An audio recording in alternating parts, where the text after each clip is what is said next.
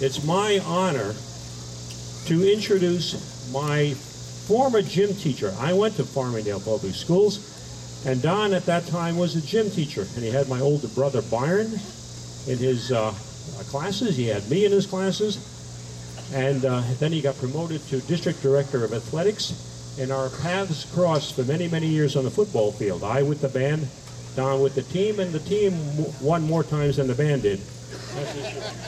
Please welcome the legend of Farmingdale, Don Snyder.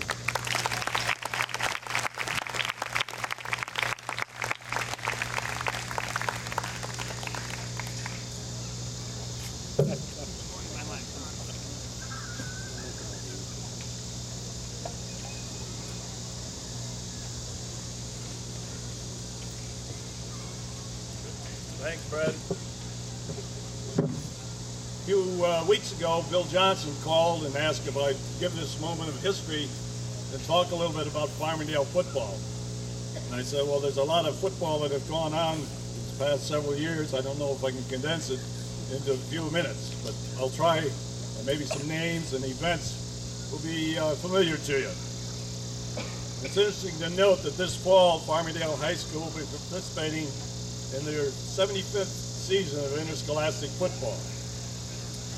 It all began in 1933 when the school board approved the formation of a football team with the condition that the student body give it their complete support and encouragement. In September of 1934, some 35 young men reported to the field behind the Main Street School for their first practice. In their baptismal year, the Dalers were led by head coach Howard Galvin and assisted by coach Edward Speltzer. By the third season, the team posted 5 wins, 2 losses, and a tie. And the next year, Barney Arvesano was added to the coaching staff, and the team experienced only a single loss to arch rival Hicksville, and a 0-0 tie with a very powerful Amityville squad. In the next 2 seasons, the Dalers brought home the Class B Championship Bacon Trophy. It was 1 year, and they were inspired throughout the stellar play of a fellow by the name of Carl Holland and Cap Walters. The 1938 team was a team to be remembered. They defeated Roslyn by a score of 56-0, with Carl Holland scoring a record 5 touchdowns. He finished with a total of 17 for the year and was the highest scorer in the county for the 2nd year in a row. Following his graduation, I believe he went on to play for Cornell University.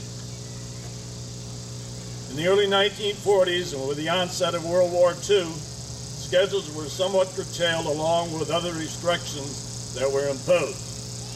New faces appeared in the coaching ranks. In addition to Jack Dempsey, Pete Tedesco, and Zeb Albright became part of the staff. And a couple of subby schools became part of the schedule, namely Bayshore and Greenport. I'm not certain where those contests were played, but my guess is if there were away games, the team probably traveled by train because of the grass rationing that was in effect at the time.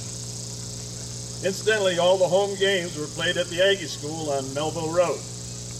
This accommodation was necessary because space behind the Main Street School would not permit a regulation field. In the 12 years Coach Galvin served, his teams compiled a record of 37 wins, 39 losses, and 7 ties. Charlie Noble, an assistant coach the previous year, took over as head coach in 1946. And the home games for football and baseball were now moved to Bethpage State Park. In Coach Noble's 3-year tenure, a notable event took place when Farmingdale defeated arch-rival Hicksville for the first time in 7 years. He completed his tenure years with 15 wins, 8 losses, and 1 tie. Jake Donnelly became the head football coach in 1949, as well as serving as the athletic director. His second year brought about only 1 win, but this was a very memorable one. It was a 15-7 victory over Southside High School, a team that had won their previous 56 games. Assisting Jake in those final 2 seasons were Coach Mitch Jaworski, Pete Nisted, and a fellow by the name of Don Snyder. Coach Donnelly finished his 4-year career with 8 wins, 20 losses, and 1 tie. In 1953, the aforementioned Don Snyder became the head coach, and we moved to the new Howard High School. After winning 12 games in the first 2 years and the North Shore League Championship, we won about 50% of our games the next few years.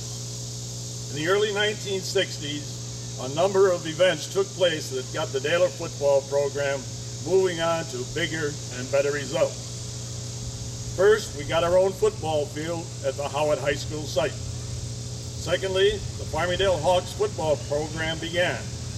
This enabled our kids to come to the high school better prepared in the fundamentals and knowledge of the game.